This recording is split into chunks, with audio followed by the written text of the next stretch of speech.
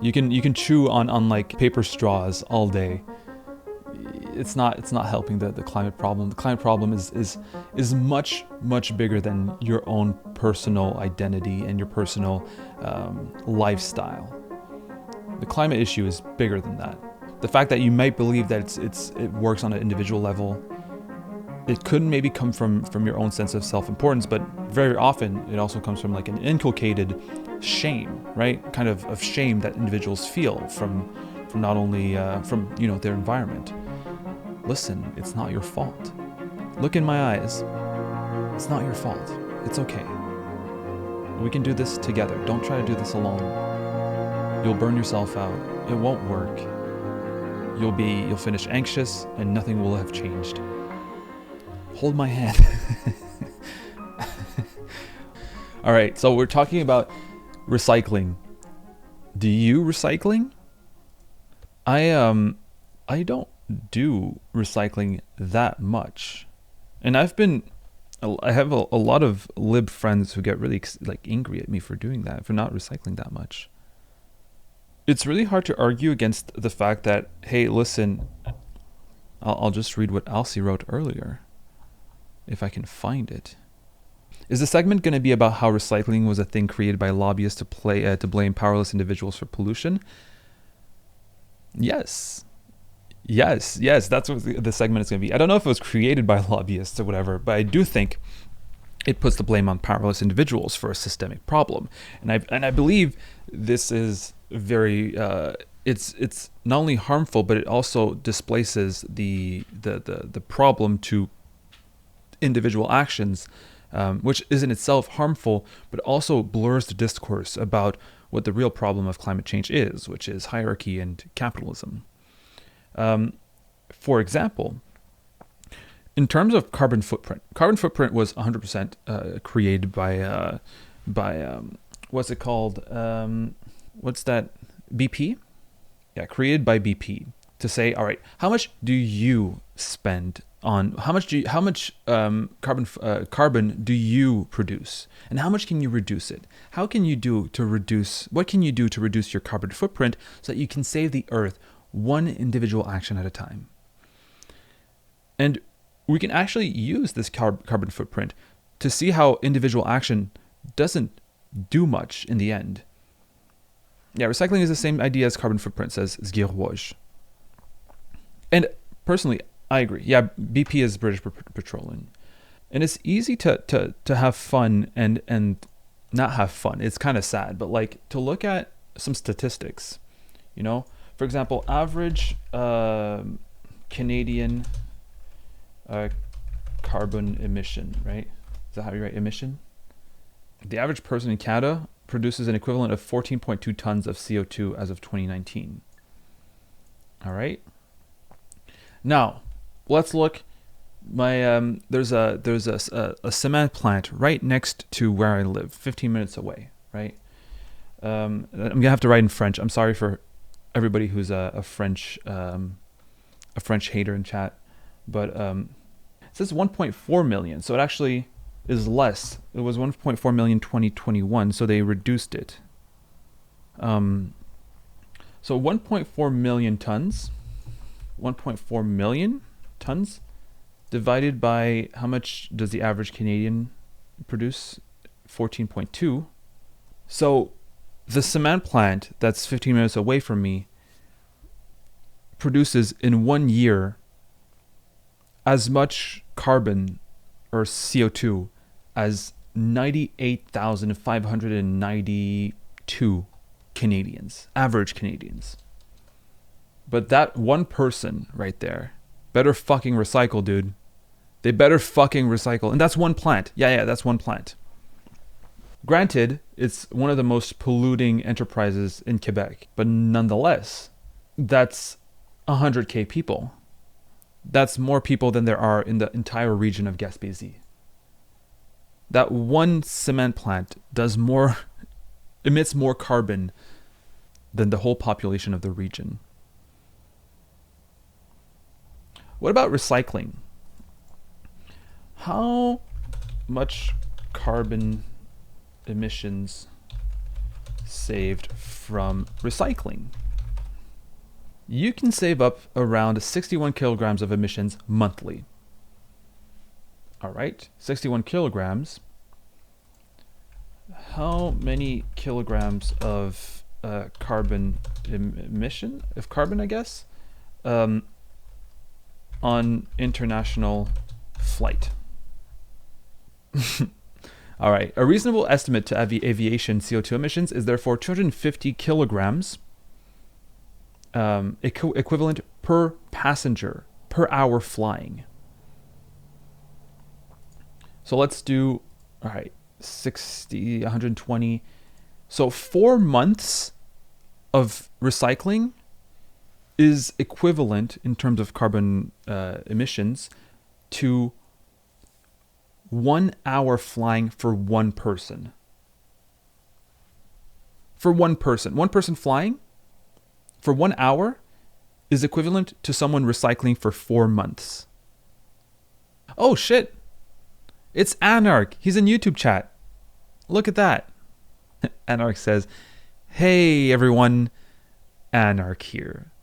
This is another installment of Anarch Visits Terminal Stream Chat and comments sparsely with variable helpfulness. There you go. Thank you. We're talking, Anarch, about recycling. I'd like to know what Anarch thinks of recycling. Does he recycle? That I'm actually very surprised, Anarch. Anarch says, I don't recycle because we don't have a recycling system in the city I'm in. I'd probably do so if it were available, but also I don't think it does much, as you're pointing out.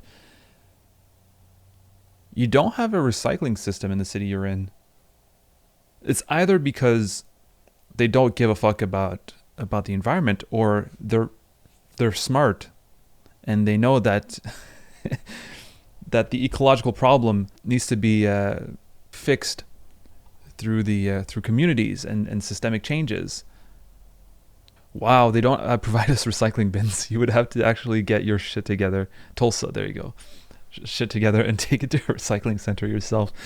I wonder how many people do that. You know, very, very well-meaning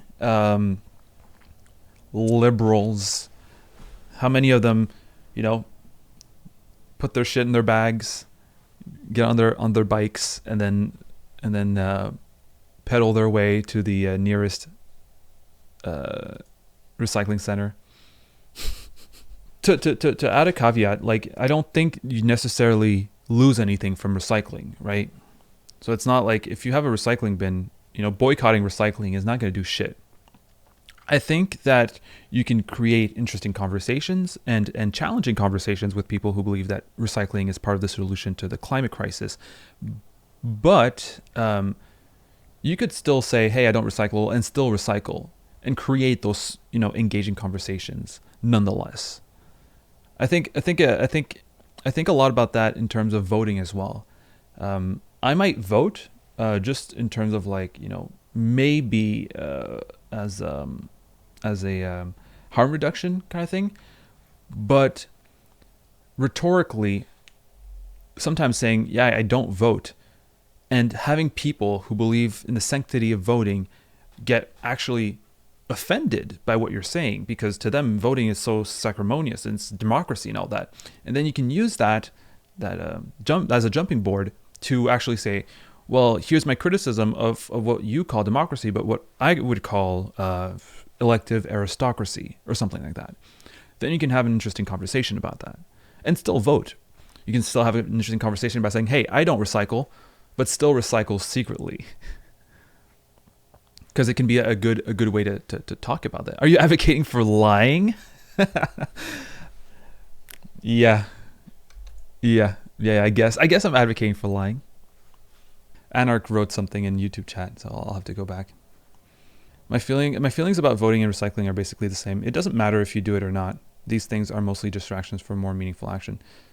Yeah, that's basically what that's what I'm saying. I completely agree with you. I think even if you do it, it might even be better to lie, as Alcy was really angry at me for doing. But it might be even better to lie and say, yeah, I don't recycle, and then start a discussion about the relevance of recycling and how it plays into the whole idea of responsibilizing individuals for a systemic problem. Because for a lot of people, like to us, yeah, it's like a fucking course, dude. Like recycling doesn't do much. Like of course, your carbon footprint, and you can calculate it and you can try to reduce it, but like that doesn't do much, right? You can chew on paper straws all day. It's not helping the climate problem. The climate problem is much bigger than your own personal identity and your personal lifestyle.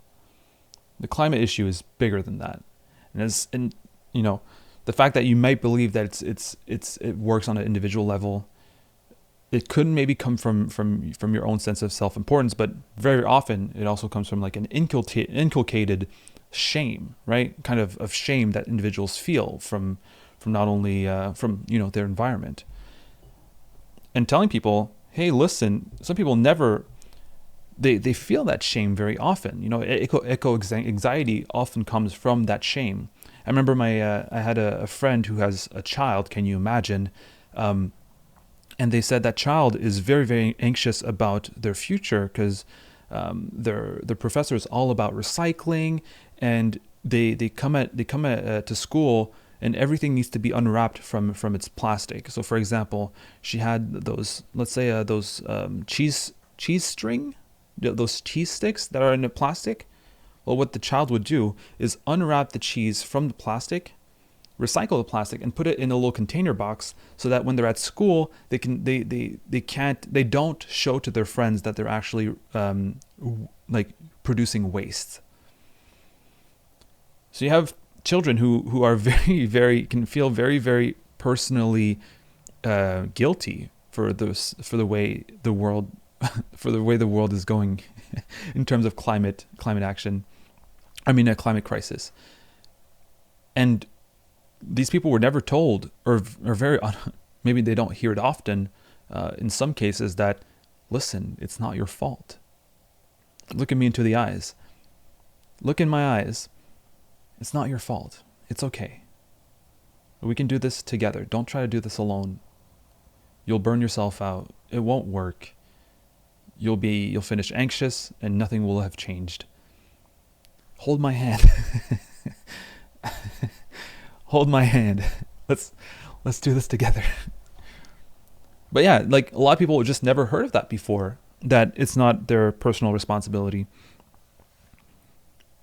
So yeah, telling them, hey, I don't recycle, but listen, it's not because I'm very, very conscious about the environment and the climate crisis. I just believe that it's not the issue is systemic. And then you can point out the facts. You can point out the statistics. In a year, I produce 1/100,000th of carbon emissions compared to what the cement plant is doing 15 minutes away from where we live. That's in a year of consumption and of it's not my fault and it's not yours. And also all my not all, but many, a majority of my life choices are also dictated by, market pressures which incentivize the killing of the planet. It's not to say it's not my fault, I don't have to do anything about it. It's to say it's not my personal fault, let's do something about it collectively.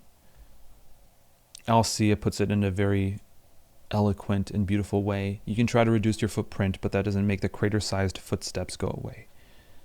Exactly. And there's a video I wanted to show to illustrate this point.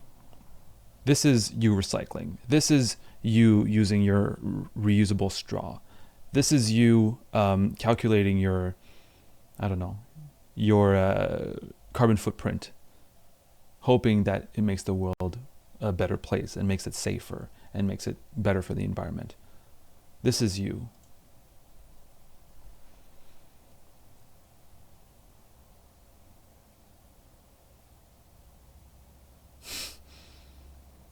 Again, if doing this makes you feel better or makes you feel more at ease with with the state of the earth and the state of the planet and the rate at which we're destroying it, do it, right?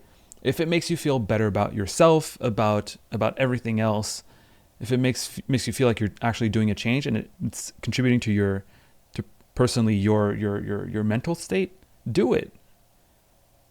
This lady maybe feels really good by contributing to taking out this fire. She's not doing shit. So all she's doing, like, all she's doing it for is for herself. All right.